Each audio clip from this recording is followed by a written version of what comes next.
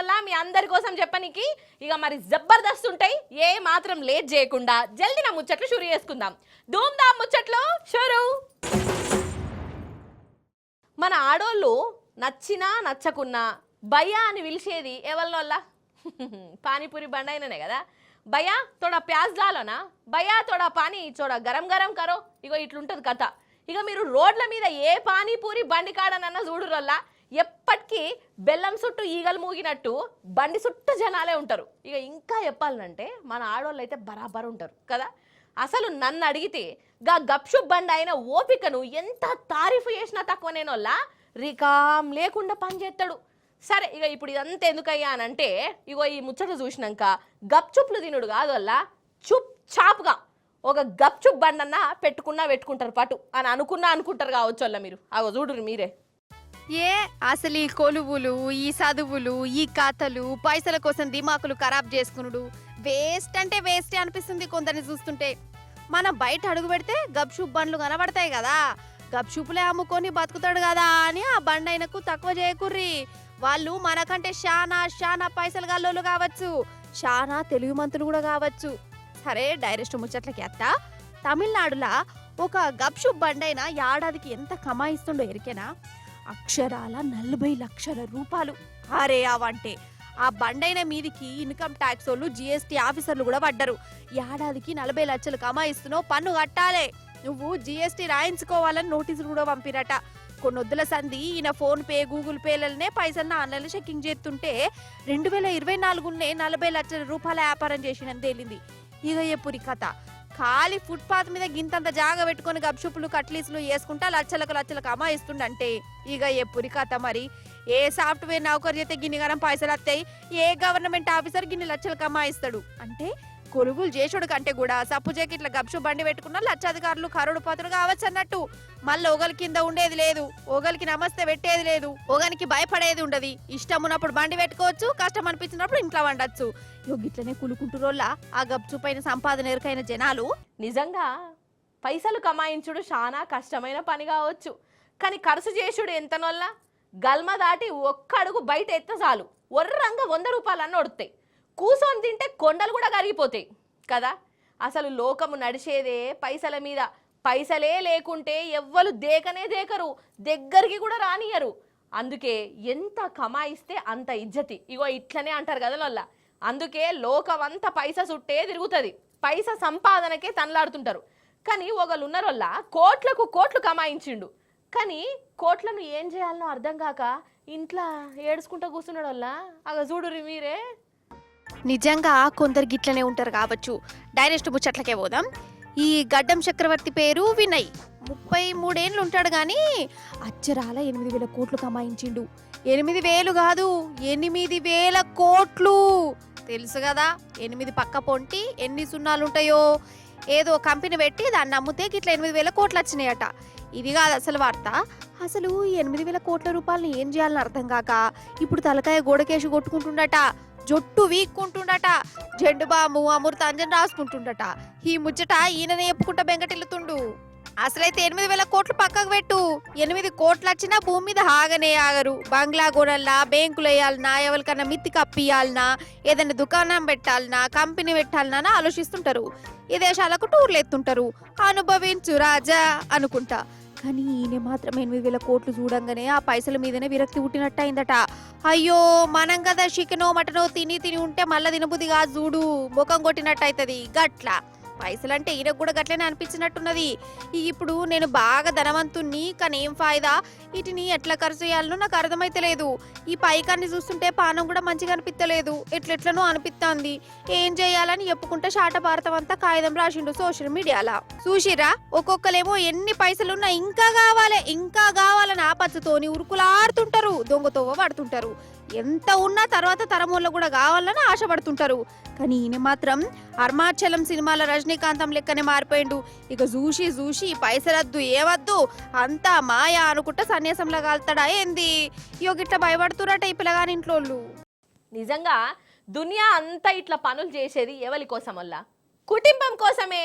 వారంలో 6 రోజులు పనిచేస్తారు, ఒక్కరోజు ఇంట్లో ఉంటారు కుటుంబంతో గడిపేటందుకు. ఇక ఒక్కరోజు కూడా ఇంట్లోలను చూడకుంటే కమాయించి ఏం లాభం వల్ల, కొలువులు చేసేది ఎవరి కోసం వల్ల, గిట్లనే అనిపిస్తుంది నాకైతే. అందుకే ఆదివారం అత్త జాలొల్లా ఇండ్లన్నీ కలకలలాడుతుంటాయి. ఆదివారం కోసం 6 రోజులు ఎదురు చూస్తుంటారు. కానీ ఆ ఆదివారం కూడా అద్దే అద్దు, ఇంటామెను కూడా చూడొద్దు అని అంటాండు కాదల్ల ఒక పెద్ద సారు. ఎవలో ఏం కథనో చూద్దాం నడువురి. ఈ సారు వారి పేరు సుబ్రహ్మణ్యం సారు. L&D అనే పెద్ద కంపెనీకి చైర్మన్ సారు. ఇక ఈ సారు వారు జాతిని ఉద్దేశించి ఏమంటాండయ్యా అనంటే, కొలువులు చేసేటోళ్ళు ఇదివర సంది వారానికి 90 గంటలు పనిచేయుండ్రి. ఇంటికి పోయి ఏం చేస్తారు, మీ ఇంటామె ముఖం ఏం చూస్తారు, మీరేమో మీ ఇంటామె ముఖము, మీ ఇంటామెనేమో మీ ముఖం చూస్తే ఏం ఫాయిదా ఉంటుంది చెప్పుండ్రి. సప్పుడు ఏక ఆదివారాలు కూడా ఆఫీస్కి వచ్చి పనులు చేసుకోండ్రి అని చెప్తున్నాడు. I regret I'm not able to make you work on Sundays, to be honest. If I can make you work on Sundays, I'll be more happier, because I work on Sundays also. What do you do sitting at home? How long can you stare at your wives? How long can the wife stare at your husband? Come on, get to the office and start working. చాలా గొప్ప ముచ్చట చెప్పిండు కదా. వారానికి 90 గంటలు అంటే రోజుకు 13 గంటలు. ఇక ఈయన కంపెనీలో షాకిరీ చేయాలన్నట్టు. మరి జీతం గురించి అయితే తీత్తలేడు. సప్పుడు ఏక ఆఫీస్కి వచ్చేటప్పుడు ఒక బకెట్ తువ్వాల బనీను కూడా తెచ్చుకోర్రి అని అనకపోయినవు సారు ఒక చిత్తమైతుంది. అయినా పని గంటల కాడ భార్యల ముచ్చట ఎందుకు తీసిండు కావచ్చినే. చూస్తేనేమో పెద్ద మనిషి లెక్కున్నాడు. భార్య ముఖము ఈయనకు చూడబుద్ధి కాకుంటే చూడకపోని. ఇక ఈయన లెక్కనే అందరు ఉండాలంటే ఎట్లా? ఇగో గిట్లనే గరమైతాండ్రోల్లో మరి జనాలు కాదా మరి. అరే కొలువులు చేసేదే ఇంట్లోళ్ళ కోసం, వాళ్ళనే చూడకుండ్రి, భార్యలను చూసుకుంటా మురిస్తే ఏమొస్తుంది అని అడుడేందోల్లా. అవునా కాదా?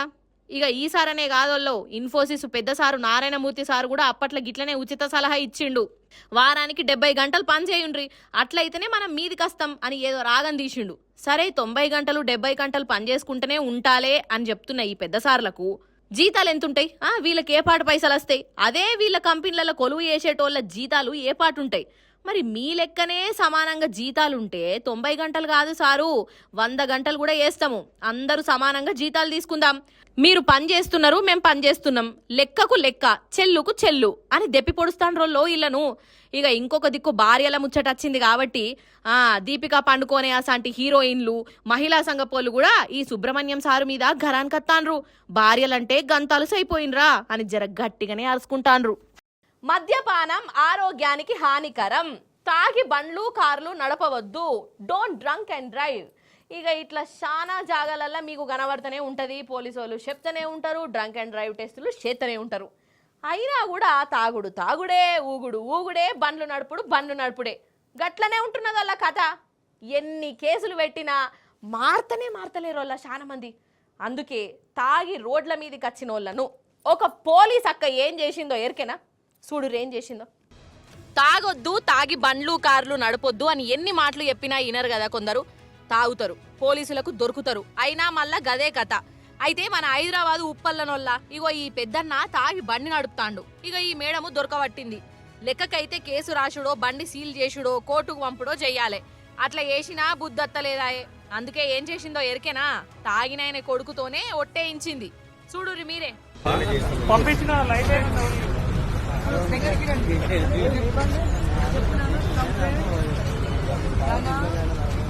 Don't drink and తాగకు please. నాకు నువ్వు కావాలి, ప్రామిస్ చెయ్యి.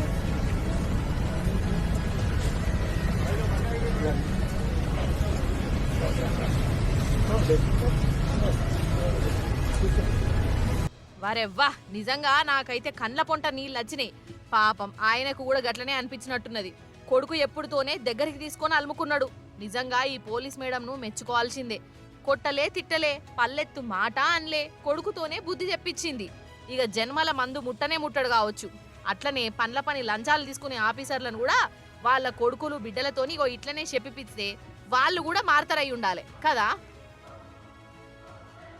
దొంగలు ఎట్లుంటారు? పాత సినిమాలల్లా గల్లా లుంగి, ఇట్లా చెంప మీద ఒక మచ్చ, ఆ లుంగికి బెల్టు, మాసిపోయిన గడ్డము, ఇట్లుండేటోళ్ళు. కాలం మారింది, దొంగలు కూడా మారిర్రు అనుకోర్రి. సరే, ఇక దొంగల ముచ్చట ఎందుకు తీసినానంటే, ఇప్పుడు దొంగలంటే సూటు బూట్ వేసుకొని కార్లలో కూడా అత్తాండ్లు, కోడిగుడ్లు చింతకాయలు కూడా ఎత్తుకుపోతాండ్రు. అరే అవునంటేనోళ్ళ చూడుని కావాలంటే అంతే వెనకటంటే దొంగలు కనబడితే ముఖం చూసో అవతారాన్ని పట్టో కొంతలన్న అనుమానం కొట్టేది వీళ్ళు దొంగలే కావచ్చని. కానీ ఇప్పుడు పెద్ద పెద్ద కార్లలో వచ్చి కూడా చిల్లర దొంగతనాలు చేస్తాండ్లు. ఇగో ఈ కోడిగుడ్ల దుకాణం కాడికి ఒక కార్ వచ్చి ఆగింది కదా, నీ గుడ్లన్నీ నేనే కొంటా ఎంతకిస్తావు చెప్పని బేరం ఆడిండా కారోడు.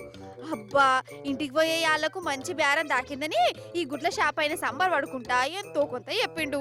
బేరం కుదిరినాక గుడ్ల కిస్తీలను కట్టగట్టి చేతిలో పెట్టిండు.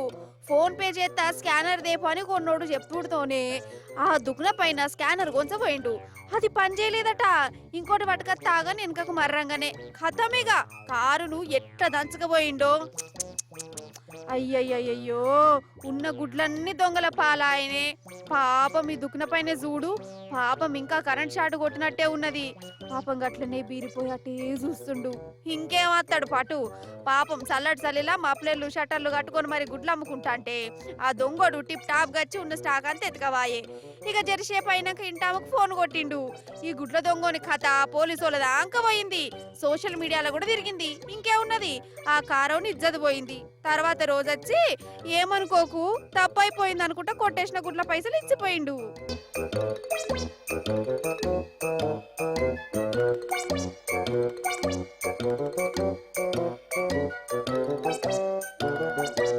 కాదబ్బా అసలు వీళ్ళకు ఇదేం రోగం కావచ్చు. కోడిగుడ్ల రేట్లు ఎంత పిరమైతే మాత్రం వాటిని కూడా గిట్ల దొంగతనం చేయవచ్చునా? అది కూడా పెద్ద పెద్ద కార్లలో వచ్చి మరి ఇట్లా ఎత్తుకపోవడంతో ఏం పాడు. కొందరు గిట్లనే ఉంటారు వాళ్ళ, చిన్నదా పెద్దదా అని కాదు, మనం దొంగతనం చేసినమా లేదా అన్నట్టే ఉంటారు కావచ్చు. అన్నట్టు ఈ కోడిగుడ్ల దొంగోడు మన కాడోడు కాదు, పంజాబోడట పంజాబోడు. చండీగఢ్లో జరిగింది ఈ గుడ్ల దొంగతనము. రోడ్ మీదకి బండి తీసినామంటే బరాబర్ హెల్మెట్ పెట్టుకొని నడపాలి. హెల్మెట్ లేనోడు బండి నడపనే నడపొద్దు, అంతేనా కాదా? ఇక ఈ హెల్మెట్తోనే ఎన్నో పానాలు దక్కుతున్నాయి వాళ్ళ ఇప్పుడు నన్ను అడిగితే. అందుకే హెల్మెట్ పెట్టుకోని వాళ్ళకు ఎంత ఫైన్ వేసినా మంచిదేని వాళ్ళ. అయితే అక్కడక్కడ పోలీసులలో కూడా చాలా హుషారు పోలీసు వాళ్ళు ఉంటారు. వాళ్ళ కార్లో పోయేటోళ్ళకు కూడా హెల్మెట్లు ఉండాలి అంటారు. బస్సు నడిపేటోళ్ళు హెల్మెట్ పెట్టుకోకుంటే జుర్మానా కూడా ఎత్త అంటారు. ఇక వాళ్ళను మించిన తెలివి మంతులు కూడా ఉన్నారు వాళ్ళ. చూడుండ్రి మరి ఎవరో వాళ్ళు మరి. వరెవ్వా నిజంగా మధ్యప్రదేశ్ పోలీసులు అంటే మధ్యప్రదేశ్ పోలీసులే పోన్రొల్లా. వాళ్ళని ఎంత తారీఫ్ చేసినా తక్కువనే.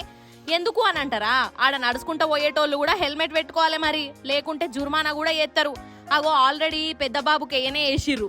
పాపం ఈయన పాటికి ఈయనేదో ఆలోచించుకుంటా ఇంట్లోళ్ళని దలుచుకుంటా రోడ్డు మీద నడుచుకుంటా పోతుండట. ఇక అంతల్నే పోలీసు వాళ్ళు వచ్చిర్రు, ఆపిర్రు. షలాన్ గట్టు అని గదిరిచ్చిరట. దేనికి షలాను ఎందుకు షాలాను అని అంటే నడిచేటప్పుడు హెల్మెట్ పెట్టుకోలేదు, అందుకే జుర్మానా కట్టవలసిందే అని గదిరిచ్చిర్రు. అగో జుర్మానా కాగితం కూడా చేతిలో పెట్టిర్రు.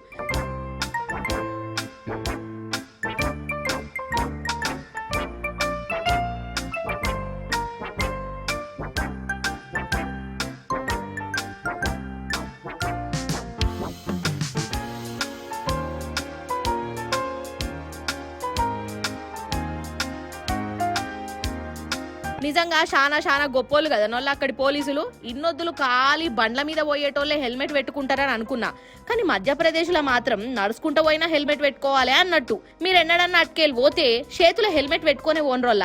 तरफ आ रहा था तो रास्ते में पुलिस की गाड़ी ने आई और मुझे जबरन उसमें बैठाया और थाने ले आए. और इसके बाद मेरा वहाँ मेरे साथ अभद्रता की, गाली गलौज की और मेरा चालान काट दिया. हेलमेट पूछा था, कह रहे थे हमें टारगेट लक्ष्य मिला है इसलिए हम काट रहे हैं. पैदल आदमी का तो उन्हें मतलब धमका के हमें चुप करा दिया. నిజంగా కొందరి కిస్మత్ ఎట్లుంటదంటే అసలు చెప్పవశం కాదోల్లా. సావు అంచుల దాకా పోతారు, అటు స్వర్గలోకమో నరకలోకానికో పోయినట్టే పోతారు, కానీ మళ్ళా వాపస్ మర్రొత్తారు. మరి అసంటోళ్ళు కిస్మత్ గల్లోలేనా కాదా? ఇక అసంటి అదృష్టవంతురాలు మన ముచ్చట్లలోకి వచ్చింది. ముఖం కూడా చూయించకుండా వెనుకకు మర్రి కూడా చూడకుండా పోయిందోల్లా. పాన్రి మరి ఆమెకు ఏ పాటి కిస్మత్ ఉన్నదో మనం కూడా దూరం నుంచి చూసేసొద్దాం రాన్రి. అంతేనోల్లా కొందరి కిస్మత్ ఎట్లుంటదో ఎవ్వరు చెప్పలేరు. అంతెందుకు, ఇగో ఈడ పట్టాల మీద రైలు బండి పోతున్నది కదా, ఇటుకెళ్ళి ఒకళ్ళు నిల్చొని ఉన్నారు. బండి పోయినాక అటు దిక్కు పోదామని. కానీ మీరు చూడవలసింది ఆ మనిషిని కాదు, బండి కింద చూడాలే. అగోగో చూసిర్రా, కనబడుతున్నదా? ఒక పెద్దక్క పట్టాల నడమ పండుకున్నదోల్లా. ఓ దిక్కు బండి పోతూనే ఉన్నది, ఈ అక్కనేమో ఈడ వండుకొని 1-2 లెక్క పెడుతూనే ఉన్నది. అంటే కొంచెం ఖయాలు తప్పి ఇట్లా లేచినా పానాలు పోతాయి. మరేమైందో చూద్దాం.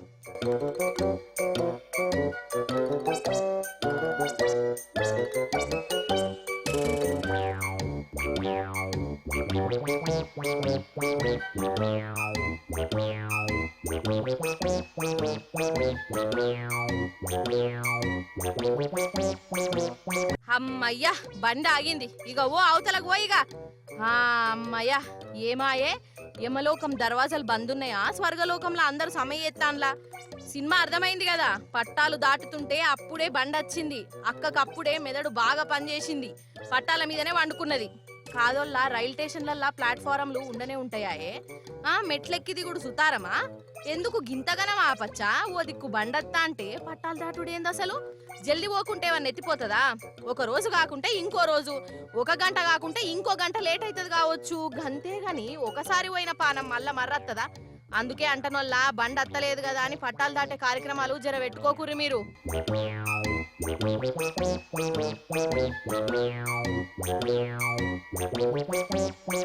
ఇవ్వనట్టల్లా ఇయ్యాలటి ముచ్చట్లు. మళ్ళీ వచ్చేటప్పుడు మీ మల్లీశ్వరి ఇంకిన్ని ముచ్చట్లతోని కలుస్తుంది. అప్పటిదాకా మీరైతే చూస్తూనే ఉండేది టీ న్యూస్. నేను ఉంటా మరి. నమస్తే.